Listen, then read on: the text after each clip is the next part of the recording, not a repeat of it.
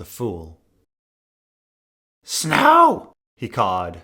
"Snow! Snow! Snow!" At first, only the old tiger laughed, but when Wigglegrin moved his head sharply to the right, then to the left, the elephant couldn't help but join in. Then came cackling giggles from the pleasure girls, and the serving men sniggered here and there. Even one of the hulking sedan porters betrayed a smile. But not his master. Never Alios. Humorless as a stillborn mule. The laughter dwindled, and the fool continued his tale. The raven danced to the end of the table. As he spoke, Wigglegrin stuck out his bottom and moved across the room, bobbing his head as he went. Then it spread its black wings wide. He did the same with his own arms. It leapt. He leapt. Onto the boy's shoulder the bird landed. 1,000 gasps filled the hall. The men had never seen anything like it. Soon, they were ready to make their choice. They dropped into the kettle their seeds and buttons and acorns. And when they flipped that great pot over, what did they find? A cartwheel brought him over to a slave holding a pewter pitcher. "May I?" The serving man gave no answer, tongueless as he was. Still, he surrendered the pitcher, and Wigglegrin raised it above his own head. He turned it over. "Acorns! Acorns! Acorns!" the fool cried as water poured down his face and seeped into his motley. Laughter echoed through the chamber once more. And that is how the prisoners of the wall elected a bastard boy as their cold king. He crowned himself with the pitcher, with a little help from our dear fat Sam. Wigglegrin bowed low, and the pitcher fell to the tiled floor with a clang. "Clap. Please, great shepherd, make them clap." They did, though he would have preferred louder. When the applause died, the guests looked to their host.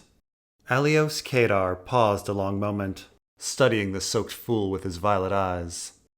Wigglegrin dared not breathe. "Another day is yours," his master finally said in a bored voice. Relief washed over Wigglegrin, and the other triarchs nodded approvingly at their host's mercy. "A fine story," said Malaquo Mager. The old man lacked teeth, apart from ones made of jewels and ivory, and could be difficult to understand at times. But he had laughed the most of the triarchs, and for that, Wigglegrin was thankful. "Answer me, tale-teller. How did the raven get into the kettle?" "My lord, with respect," Wigglegrin said with his eyes lowered, "that is a story for another day." "Perhaps you'll enlighten us on our next visit," said Niessos Vassar. He was the only elephant among them, with giant ears and a blaring laugh that matched his faction. "Who knows what the morrow will bring?" The same. Every day was always the same, delivering a tale the master had yet to hear, or his head on a pike. It had been an easy task when he was a younger man, but now...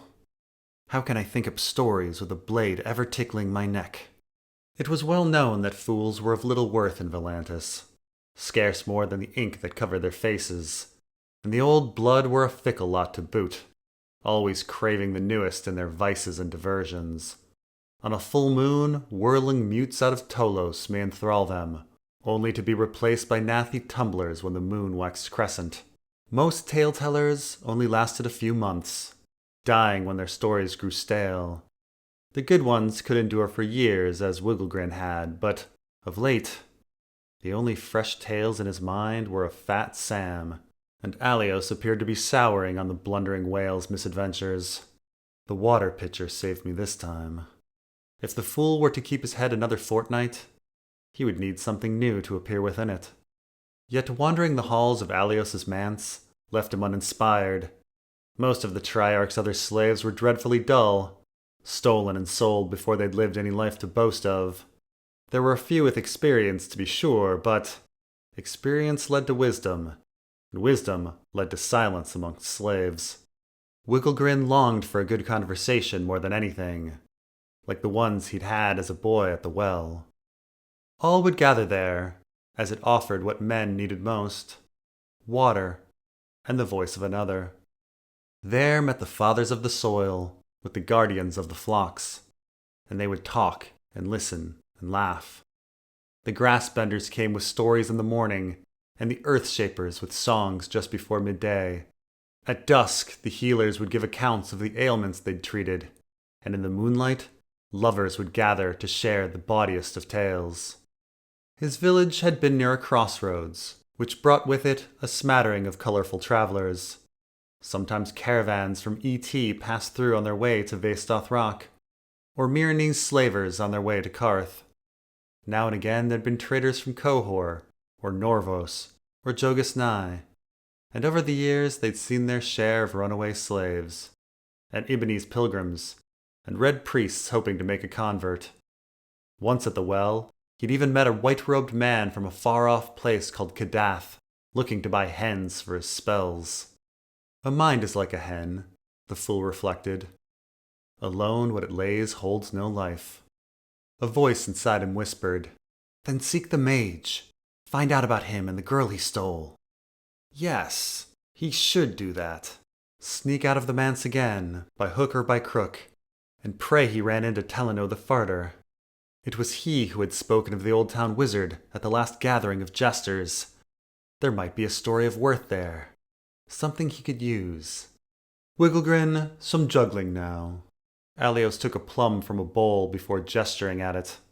The fool approached the Triarch's high table with all the humility he could muster, keeping his head bowed. When he finally raised it, the table's edge was at his throat. That was by design. The Triarchs of Volantis were so elevated that they were not allowed to touch the ground while they served. At least not where other nobles could see them, so the tables and chairs were raised to let their legs dangle. Wigglegrin reached up and selected the fruit he could see. A pomelo, a pomegranate, a pear. Once he scrambled back to his place, he tossed the fruit into the air. It was time for the Triarchs to speak their business. "A mob pulled Horono Adorian from his hathy," said Niesos, shooing away the slave that was fanning him. "Gutted. They stuffed his mouth with his own entrails." "A merchant of new blood murdered. How very disturbing," said Alios. He bit into his plum and chewed. "What became of the culprits?" "The Tiger Cloaks rounded up 200 slaves and nailed them to posts on the bridge, for all the good it'll do. We trim the weeds and leave the roots." "Is the western city a garden now?" Malakwo cackled. "By the smell of it, shit must be in bloom. Say it is just that, my friend. Who do you believe nettles us?" "Vogaro's whore, of course. She's been sowing strife across the river for years." "You need not flatter the shrew," said the old Triarch. "Revolts in the west go back to its first stones, with blood spilled by the slaves who laid them. And in all that time, trouble has rarely made it over the bridge, and never within the old city." "No, that would be far too much excitement," mused Wigglegrin. Half his life had been spent within the black walls of Volantis, and he'd never seen so much as a brawl amongst children. It was as orderly here as it was tedious. He sent the pomegranate high and caught it behind his back, but none of the Triarchs were paying attention. "Fires are common," Alios pointed out, "but each and every one has a spark. Perhaps Vogaro's whore laid the tinder for this one, but who struck the flint?" "A trader from Yunkai arrived," said Niesos. "His ship carried 50 carpets, 100 bed slaves, and whispers of marine. Absurd tales, really. They claim the city somehow stands victorious against the wise masters." The two tigers exchanged a look. Malakwo sucked at his jeweled teeth. "The whispers are true enough," Alios finished. He set down his half-eaten plum and licked his fingers clean. "Grazdin Mo Eraz denies it, but my spy master received similar news out of Mentaris. The wise masters have abandoned Marine and marched south with the Giscari legions. They aim to retake their own city from the Lazarene." "The Lamb Men?" Niesos scowled in disbelief. "How's it that they hold Yunkai?" Wigglegrin shared the elephant's surprise. Yes, some in Lazar were practiced with the spear and sling, but by and large they were a people of farmers, shepherds, and merchants. The men of his village hadn't even bothered to fight when Kahl Barbo came upon them, choosing bondage over bloodshed. His father had even begged them to make him a slave, claiming his lame leg wasn't at all a bother. But the horse lords threw him down the well anyway. How could it be that his people conquered a city? A walled city at that. His master shrugged. The Yellow City was left nearly undefended, and the Lazarenes struck south, avoiding the Kazai Pass.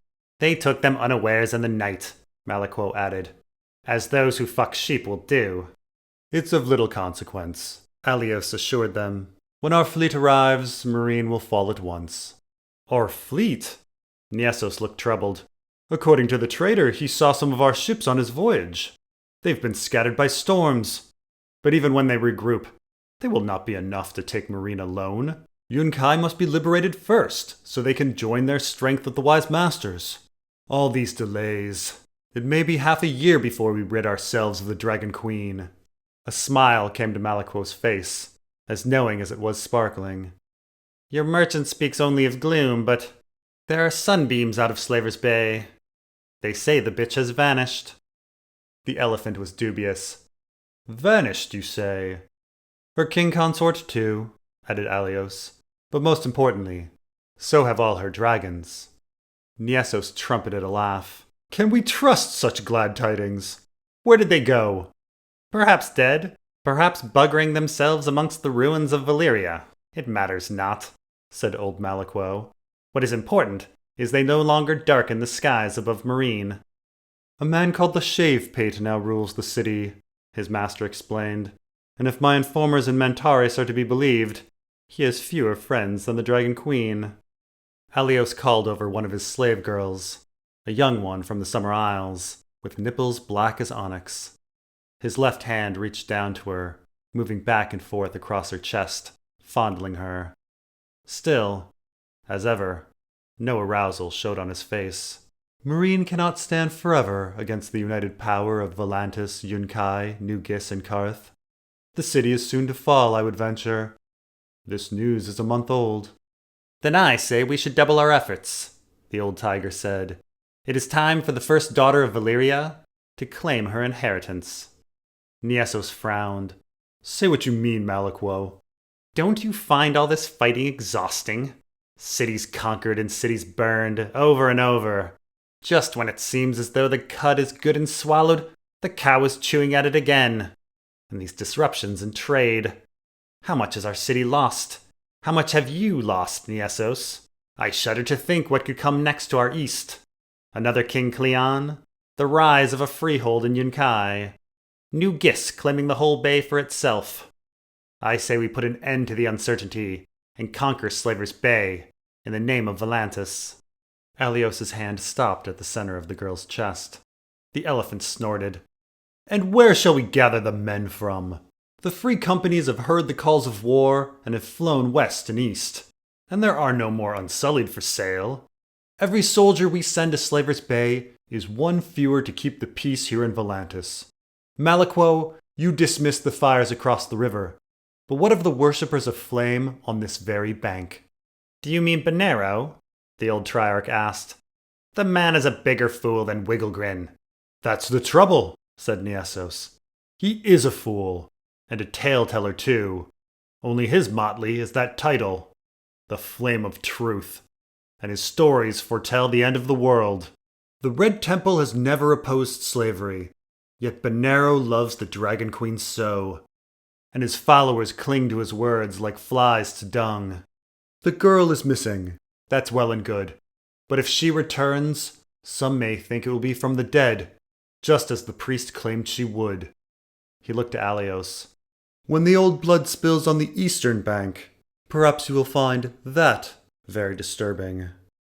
Alios's face was still, but his hand moved from the girl's flesh to the table. There his finger tapped as he thought. Niesos has the right of it, he finally declared. We cannot spare men while Bonero spreads his lies. The risk is too great. Then we deal with him, Malakwo said. After all these years, finally my friend and I agree on something. Besides wine, that is. Niesos lifted his glass and drained it with a healthy gulp. Only, the prey proves elusive. He cowers behind his fiery hand, and all the tiger cloaks who worship his god. The old Triarch passed a spotted hand through his silvery beard. Our reserves do not have the coin for the faceless men of Bravos. Lady Cora cost less, I'm sure, said Alios. Urho even cheaper. Pirates? Niasos asked, aghast. Yes, agreed Malakwo, nodding. And they can strike on the river, where the tiger cloaks offer no protection. The next time Bonero takes ship for Selhoris to preach... The pomegranate hit the floor first. The slap on the tiles made the triarchs turn their 3 heads, while Wigglegrin fumbled with the other fruits. The pear landed between his feet, its skin splitting, and the pomelo... It fell out of reach and was rolling away. Samwell! It's Alaris's night with the candle, Wigglegrin thought. Is he back? The fool went to his hands and knees and scrambled after the pomelo. The fruit was heading towards a porter's feet. If he hurried, he could catch it. His crawl quickened in pursuit, but all at once he felt heavy, as though another man lay upon his back.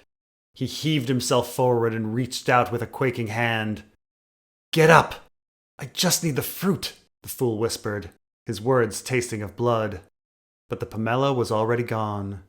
In its place, a ring of black iron danced before him. Samwell! He lifted his gaze from the link to the pasty face above it. Pate. His friend was clutching his shoulders, shaking him hard. I'm awake, Sam protested. Is Alaris cross with me? Pate released his grip and took a step back. Alaris? He's still trapped across the river with the others. The room darkened as the acolyte threw a rag over the glass candle. The only light now streamed from the window.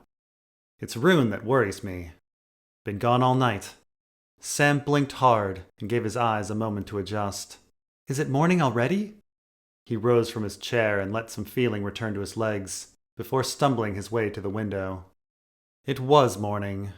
Last night's frost still clung to the pane, and through it, Sam could see the glimmering waters of the Honeywine.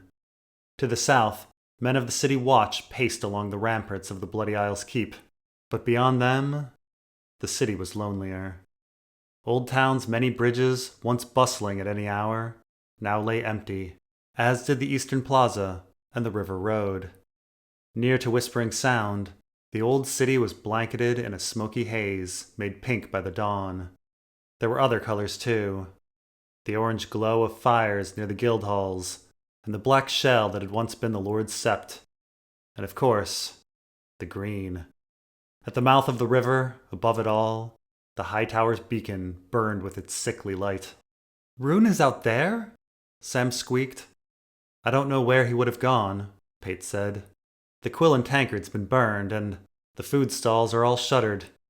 We need to find him before the squids open his throat. The thought of the Ironborn made Sam's stomach twist. Bands of them roved the city, looting and raping and murdering. Each time the city watch tried to meet them in battle, they would retreat to their longships and flee to another of Old Town's quarters. The Lord Commander himself had twice come to the Ravenry's North Tower to send ravens to his nephew Garland Tyrell, asking for relief to the city. But Sam doubted his men could offer the assistance that was truly needed. The Tyrells, too, lacked the ships to give the Iron Men a proper chase. The raiders' longships flew the banner of their corsair king. His name was Euron Greyjoy, and the tales said he collected the tongues of his captives. Sam didn't know the truth of that, but Jon Snow had been raised with the king's nephew at Winterfell, and had cursed him for burning his old home and slaying his brothers. Theon was actually innocent of those crimes, Bran had told him, but with the help of a clever feint, he had taken the castle with only a few dozen men. Trickery must run in their family. By now, everyone in the city knew of Lord Paxter's demise. The Crow's Eye had lured the Red Wine fleet into Whispering Sound just as the Hightower ships sailed down from Old Town. They must have thought they'd trapped the king between them, only to find that it was they who had been trapped. The bulk of the Ironborn fleet had laid hidden in the straits and moved to bottle up their foes once they'd entered the Sound. The battle had been a crushing defeat for the Reachers, destroying their strength at sea. It was due to sorcery, some of the survivors insisted. Dark magic fueled by the blood of Lord Paxter's kin and the maidenhead of his daughter. Others whispered of bribes and betrayals.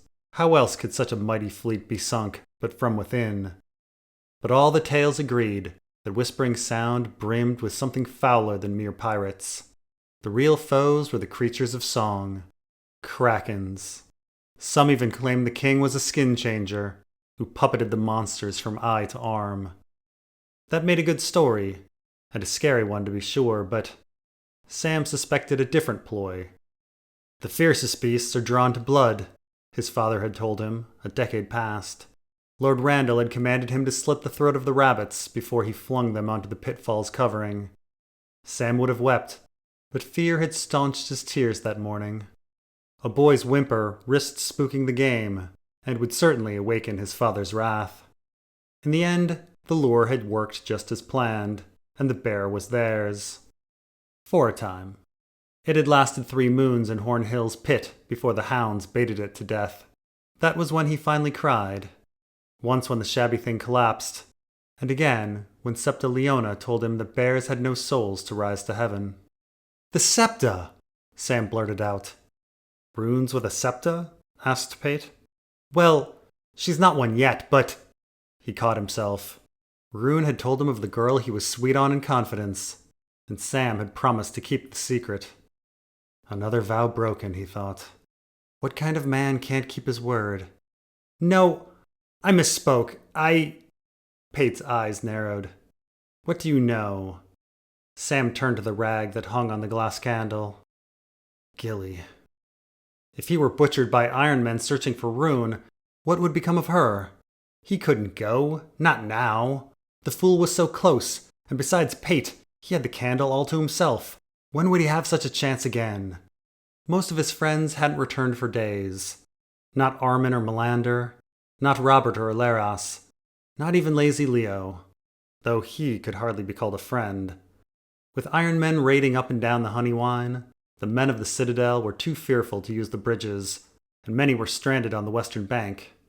Still, Alaras was a swift boy, and it wouldn't take much for him or another of the Order of the Night Walkers to dart across to the east. Then I'd have to share. And he didn't want to share. The candle should be his. After all, he knew how to use it the best. The others wasted their time walking in Gulltown and the Prince's Pass, listening to endless gossip about all the boy kings and their armies. What truly mattered was the hunt for Marwyn. He needed to keep on his scent, bring him down, rescue her. Perhaps we should wait. Rune may yet return. We can search for him on the morrow. Then, unbidden, Samwell remembered John, lying dead in the snow. No, he couldn't bear to lose another friend. He would save them all. But Rune first. "To the north," Sam said, thinking of his vow. "There's a mother house." Leaving the Isle of Ravens was no small task. The Ravenry's gates were closed and barred, and so Sam and Pate had to ascend to the ramparts in search of guards to open them. Once outside the castle, they found the drawbridge to the mainland up, and spent the better part of an hour waving and yelling until the winchmen got to their job. That was the way of it of late. Moving about the Citadel was a great inconvenience, but as long as they didn't venture onto the great bridges or beyond the Sphinxes, they were safe for the nonce. The Maesters claimed that Protector of the Citadel was the most sacred of Lord Hightower's titles. As such, the City Watch had been dispatched to defend the Knights of the Mind from any harm, along with all the ravens, books, and scrolls they held so dear. Guards stood sentry everywhere, it seemed, at each of the Citadel's gates, on the river-facing ramparts, around its many docks, large and small. They had not yet weathered an attack, but some whispered that the Iron Men were merely biding their time before seeking riches here. Some of the Citadel's tomes were more valuable than Valyrian steel, and 1,000 times more deadly in the wrong hands. For now, most of the Ironborn had docked far away, down at Battle Isle, upon which the high tower stood. Lord Leighton was trapped within, surrounded by thousands of raiders, though how much that mattered the Maesters debated. The tower was impregnable, with vast granaries and deep cisterns. It would take years for a siege to starve the old man out, long enough for Highgarden or one of the boy kings to build an entire new fleet and come to his rescue. For that reason, some of the guards said that the Crow's Eye had set miners on the island to dig beneath the high tower and topple it, though that might take even longer. Mining was the slowest of crafts, Albert had told him once, claiming the worm ways of Castle Black had taken decades to hollow out. Sam tried to keep pace with Pate as they passed by the Seneschal's court. All its stocks were filled with Ironmen now, the ones that the city watch had managed to catch. Half of them hung lifeless and pale, while cobblestone guards took turns pelting the ones still living with stones. Nearby, captains were questioning some of the prisoners sharply, though any secrets would be difficult to hear over the screaming. As the sounds of the Reaver's agony faded, their victims could be heard ahead. Around the statue of King Darren, a camp had been erected for Old Town's wounded. Maesters and acolytes alike scurried from tent to tent with bandages and skins of wine. Archmaester Ebros had ordered all with silver in their collar to serve here, and those without it, and eager to learn, were more than welcome amongst the blood. When not caring for Archmaester Walgrave, Pate spent most of his day here, and was well on his way to earning his second link. Reading of swordplay doesn't make a knight, he had said, and reading of ailments doesn't make a healer. Sam had gone with him one morning, but promptly passed out when a maester thrust a saw into his arms and commanded him to remove a man's leg. Past the camp, the main gates of the Citadel were open this morning, to allow the able men of Old Town to march in. New recruits. Garth Hightower was training as many as he could in the way of the spear to avenge his dead brothers, and with its many courts and plazas, the Citadel made a fine yard. Many of the would-be soldiers were young, Sam noted. Younger than he had been when Alistair Thorne first sent Halder against him at Castle Black. He wondered whether a single one of these boys was as hapless as he had been. Sam and Pate kept their heads down, fighting against the flow of men. Steady as an ox. In time, they passed beneath the portcullis and beyond the sphinxes. They had walked no more than 100 yards from the Citadel before they found themselves alone. An eerie stillness fell upon them, one Sam had not felt since his time with Gilly in the haunted forest. But even then, he could hear the wind and the rustling of leaves. Here and now, the streets were quiet. Too quiet. The only sounds were the faint buzz of flies on droppings, and their own steps, echoing as they strode. Now and again, Sam caught sight of movement on the balconies. Curtains swayed, shadows shifted within windows, shutters inched open or closed. They were being watched, he knew, and that felt somehow wrong. It's all backwards. I should be the one watching, not them. "Good day to you," Pate called up to an old face in a window. It disappeared at once. "I'm looking for my friend, a chunky boy, a novice of the Citadel." "Ain't that him there beside you?" a voice yelled back. Pate looked at Sam, then back to the window. "The one we're looking for is somewhat younger and somewhat smaller." "You'll be somewhat deader if you don't get off the streets." "Fool!" screamed another voice from somewhere behind them. They walked on, down roads and wynds and alleys. From what he'd heard, it wasn't far to the mother house of our Princess Miguel, but Sam wasn't quite sure of the way. The streets of Old Town were as confusing as they were crooked, and this was not a part of the city he frequented. More than once, they had to double back after finding they'd reached a dead end, and too often the roads would twist, leading them back toward the high tower rather than away from it. It seemed as though he'd whispered, "Sorry," to Pate 100 times, though the acolyte was ever patient. Just when Sam feared they were good and lost, someone called their names. Turning around, they found Rune, standing within the rusted fence of an old stone house. "Rune!" It was good to see his friend was hale and healthy. "Where have you been?" "I was heading back to the Citadel when I heard squids about," Rune said. He hiked his robes up and climbed over the fence. "The Wisdoms let me hide with them." "Wisdoms?" asked Sam. "What is this place?" "A guild hall." That seemed queer to Sam. Before they were burned, the guild halls of the 13 greater crafts had been down at the mouth of the Honeywine, and they were on its western bank besides. The halls were huge, more like palaces, not mere houses with crumbling mortar. For what trade? "Mummery," said Pate, pointing to a coat of arms carved on the building's side. It was a simple thing, 2 chevrons and no other adornment. "This is the guild hall of the alchemists." That explained it. A guild of such ill repute lacked the coin to have a hall amongst the profitable trades. Weaving and smithing and cobbling were the skills of 1,000 hands, crafting the goods of 1,000,000 homes. But alchemy, some maesters would call it useless. With a pang of guilt, Sam found himself thinking of Robert's brother Malwyn. He'd been an alchemist, but not a very good one.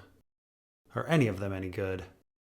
The trade of alchemy went back to the Age of Heroes, predating the Citadel by thousands of years. Novices found this hard to believe. How could peddling in lies endure for so long, and with such success?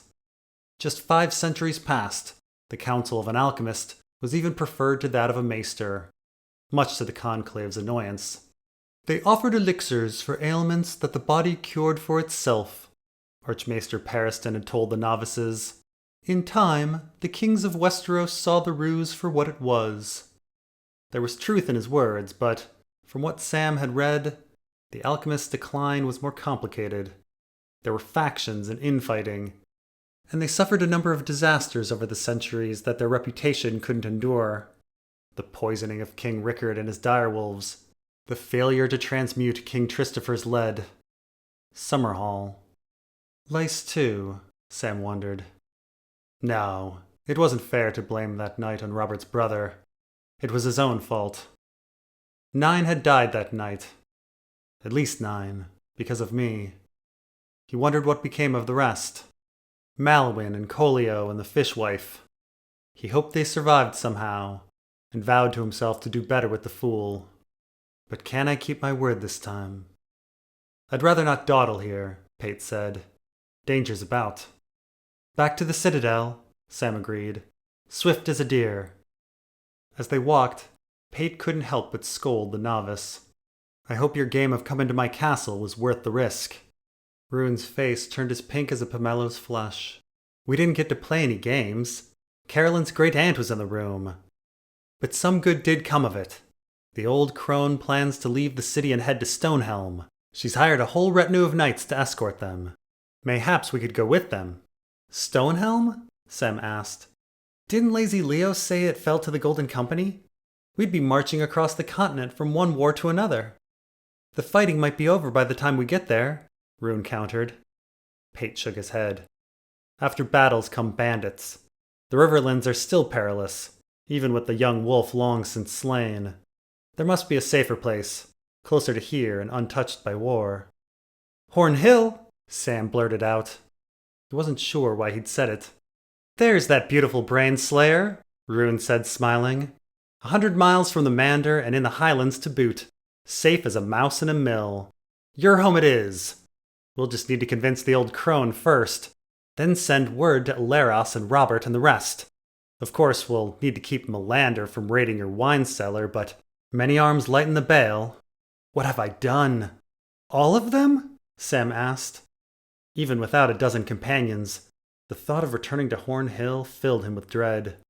Lord Randall was off serving as King Tommen's justiciar, but word of his son's arrival would be sent to King's Landing at once. Then his father would know he'd been studying to be a maester. He might even think I'm a deserter and have me hanged. Or worse. Seeing his lady mother and sisters would be grand, but what would he do with the glass candle? It would need to go with him. If I put it in a quiver... Sam, Pate said, startled. He looked up and saw they weren't alone. Up ahead there were men, a half-dozen of them armed and approaching. The boys spun around to flee, but found 3 more closing from the other direction. Trapped. Is that them? Asked one of the men, clutching a spear. His voice was salted with accents of the Iron Isles. They don't look like no fire mages, said a second. That one had a sword, and wore a deep scar across his left cheek. Oh, I don't know. Soft and scholarly, observed an older man in a faded surcoat. Upon it was stitched a many-headed serpent. They remind me of the reader. You boys read? We're only novices, Rune said. And an acolyte. We don't know anything. No learning at all, said a man with a black and greasy beard. Then we'll be happy to teach you how to die. Samwell Tarly stood frozen in fear as the reavers surrounded them. They raised their weapons, and one pointed a sword up against his second chin.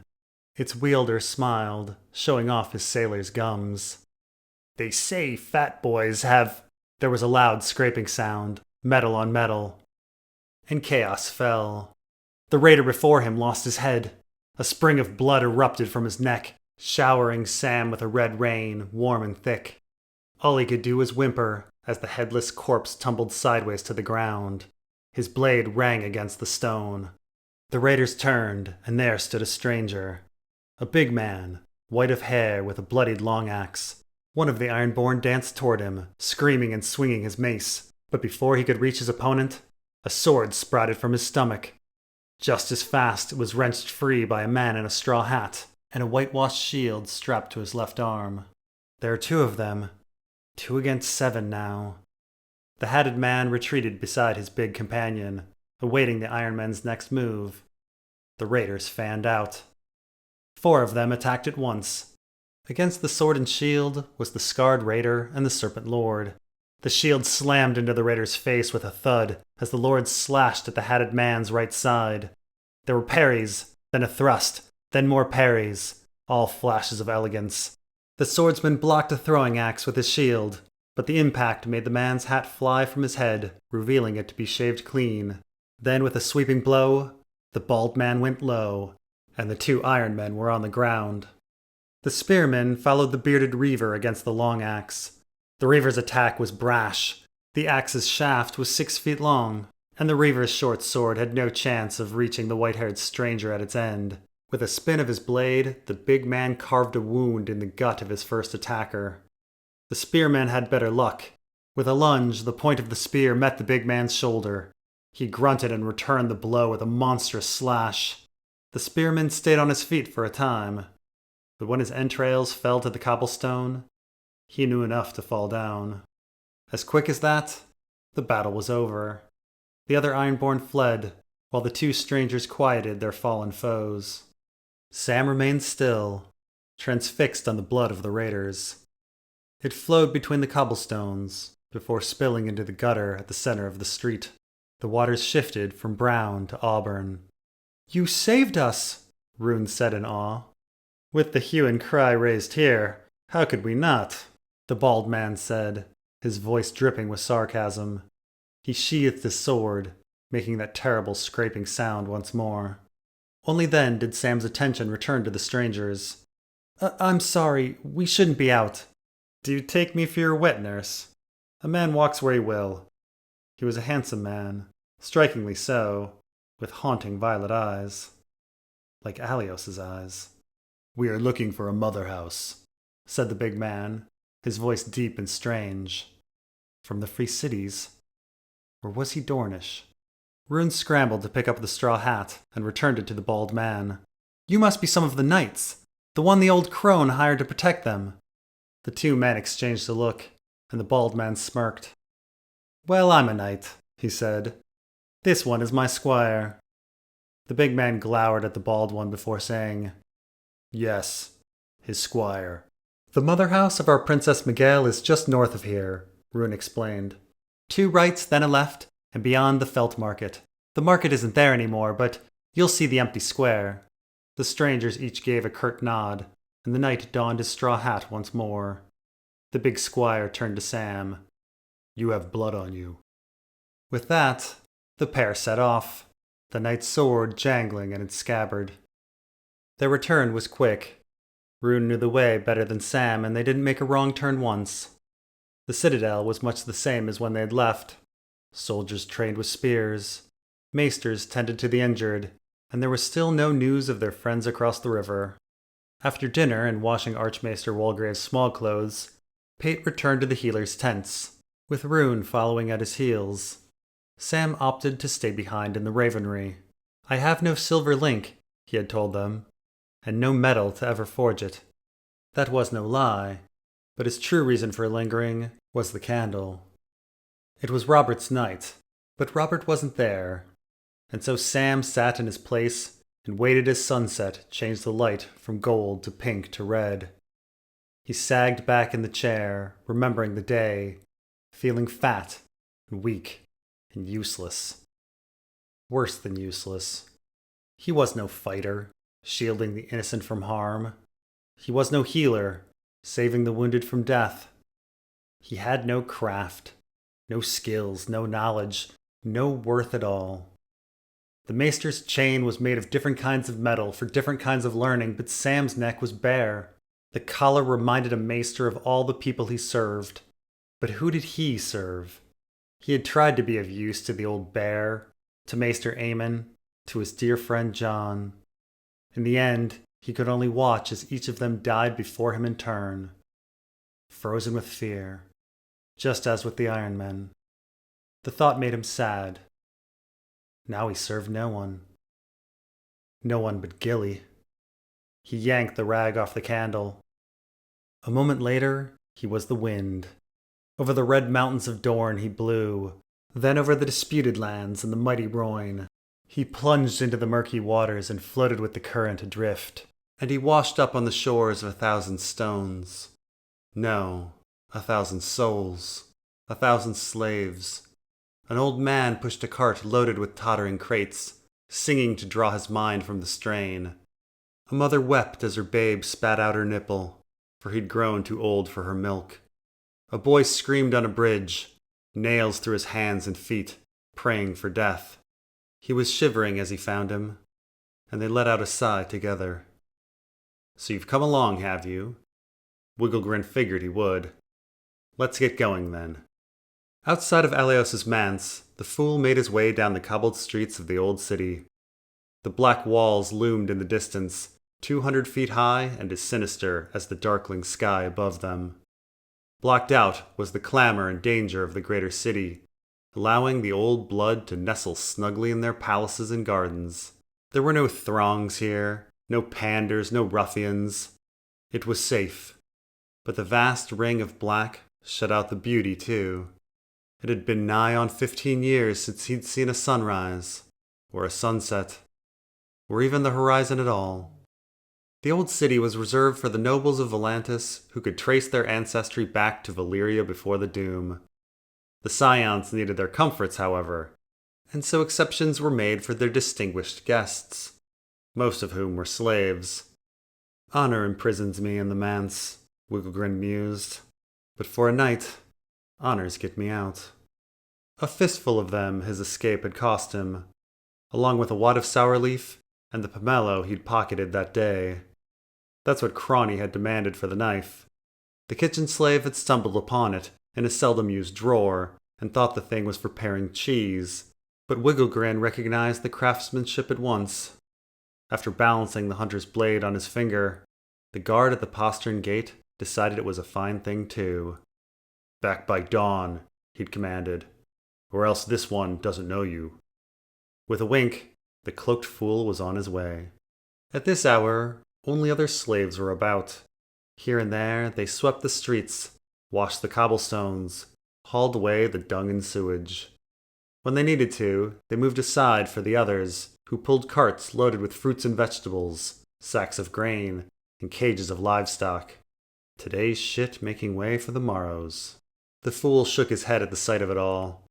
Without their chattel, the old blood's fragile little world would shatter at once.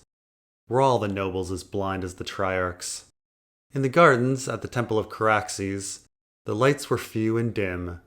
Through a grove of shadowed lemon trees, the fool crept, until he came to an old stone barn filled with rakes and shovels. At the building's rear, half obscured by a blackberry bramble, was the cellar door. He pounded twice before a voice from beyond the boards asked, "Who's there?" "Wigglegrin," he said in hushed tones. "Who?" "Wigglegrin," he repeated louder. "A member of the magnificent council of humorous and handsome jesters. You a little member? We ladies don't like them small, don't you know?" "Give me some time," said Wigglegrin. "I'll grow on you." The door opened. Within, he was met by a buck-toothed woman, her face tattooed in a motley pattern of blue and gold. Braying Belay. She was the newest of the council members, and it was good to have her in their company. A rare slave in Volantis, she hailed from Great Morrock, and the tales of her island were bold and queer. A spice fresh and foreign always has the most flavor. Of course, if Wigglegrin were to repeat her stories to Aleos, he would need to change them enough to be his own. Move the setting, turn tragedy to comedy, add horror or romance or a magical lute. That was the first rule of the jesters. No one could steal another's tale. Not as it was. The same was demanded for a trick or a jape or a song. The masters often hosted one another, and there lay the peril for the tale-teller. A story already heard was like a meal already chewed. Serving such to a guest would be a grave insult. The other jesters had arrived before him. They moved about the cellar through a haze of smoke from a dozen tallow candles, chattering and laughing. In the middle of the gathering, they'd made a space so Stumblecat could show off his tumbling. Baby Boy and Kabargian watched intently, studying how he fell without breaking his arm. The others paid him no mind. They knew his technique well enough. Near a sunken window, Nalis the juggler was teaching Song Frog how to make an honor disappear. And over by some shattered pots, Lago was showing Inky how to flip an apple from the back of his hand to his palm, and to the back again. "There at the rear," the man in his head whispered. "Teleno the farter. Go to him." He did as he was bid, and shuffled through the crowd. Nally spotted him, his checkered black and white face frowning. "You're late." "Not late," said Wigglegrin. "Just very early for our next gathering." "I'm sorry you missed this one, then," boomed a familiar voice, as the speaker slapped him on the back. Wigglegrin swung around to find a portly fool standing there, his face tattooed orange and blue, with an overgrown beard dyed green. "Saggy Pants, you look well." "Bah!" complained Saggy Pants. "A well look is ill-suited for a jester. Tell me I look mad, or feeble-minded. That will keep me truly well." "Then might I say you look deranged, my good friend." Wigglegrin was halfway across the cellar when Nally's clapped his hands. "It's time! Silence, silence! Your king commands it!" The juggler thought himself the leader of this pack of fools. "I see no king," protested braying Belay. "What about King Aenys?" Talano let out a fart. "Can you at least smell him?" Hoots and groans erupted amongst the jesters, but Nally's was unfazed. "Who's first?" "Song Frog," Baby Boy yelled. "Tell us more of the pious lord." The crowd began stomping their feet. It was as if they were on a long march, off to a far-off land they would never see, but hoped to imagine. A simple story was all they asked for. That was nothing to men without ink. But for slaves, the words were a moment of freedom. A chance to know life outside of their palaces-made prisons. Whispers, the stories would be, most like wearisome. But marches were wearisome, and so is truth. That was the second rule of the jesters. The story must be true. Lies are brittle, and fall apart when retold. But the truth bends like a fresh-cut reed for the tale-teller to weave his own way. All at once, the jesters stopped and listened. Song Frog spoke. He told of that pious lord, but of a concubine too.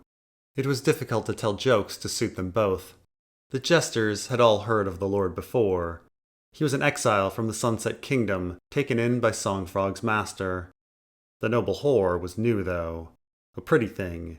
But weren't all whores pretty within the black walls? Song Frog related how she'd been in service to some Lycian prince who'd been slain, and how she'd been thrown out by the widow before the body had even begun to stink. What can I craft from this tale? Perhaps a love story between her and the knight who spirited her away? Or something with the parentage of the bastard boy she brought along. "Who's next?" "Mammoth!" Inky yelled, his teeth a gleaming white against his squares of blue and black.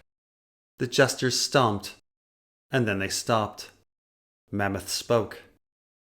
His master was a fanatic, one of the few of the old blood who followed R'hllor. Red priests were hosted daily, and they were, by and large, a humorless bunch. The little fool tumbled for them, he japed, he even made their flames dance when he farted into them. But none of them even chortled. The master did, by the mercy of the Lord of Harmony, but he feared it was only a matter of time until the man grew sour too. Laughter ruled for the nonce, but the fool's screams were its heir. A dismal tale. But could it be twisted to comedy? Visions? But only when the jester breaks wind. "Who's next?" "Teleno!" Wigglegrin yelled. "Say more on this wizard from the Sunset Kingdom." The jesters stomped, and then they stopped. Teleno spoke. Wigglegrin could feel the boy within him perk up. "There you are, Fat Sam. Your precious wizard tale." But to hear the farter tell it, the man had no magic at all. He was a scholar, he claimed, in search of some old dusty books. He'd been allowed through the black walls by his master's half-sister, the Sunbird's daughter, who thought herself some great reader as well. They were old friends, it seemed. She had known a Prince of Dorn who had studied with the wizard at some faraway school. Teleno pranced and shook for them, and the outsider hooted at every jiggle. The sister said she would escort him to the library, and so it seems they read some books together. Or fucked between the stacks, he couldn't say. The stranger stayed some days, but before he departed, he went before the master, claiming he was heading east to enchant the Dragon Queen and controller. Teleno's master laughed at that, louder than any joke he'd ever told him. "Was there a girl with him?" Wigglegrin asked. "A wild thing, from the far north of his lands." "I saw no girl within the manse," Teleno said. "But that could be added to the tale easy enough." "What about—" "Who's next?" Nally's cut in, impatient. "Wigglegrin!" yelled Saggypants.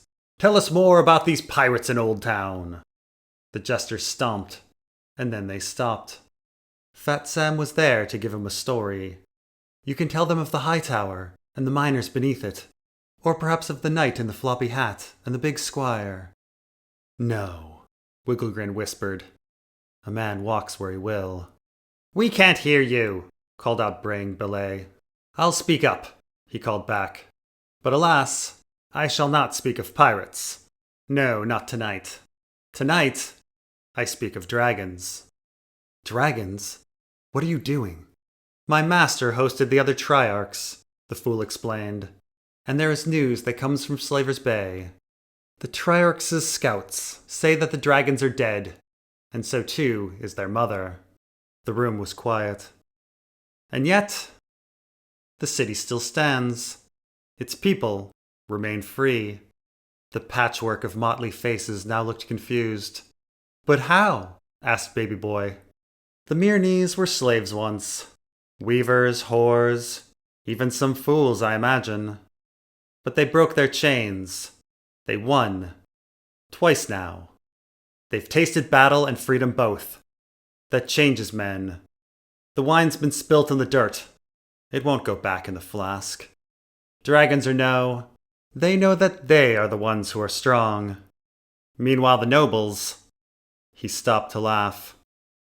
"They are fat and weak and useless.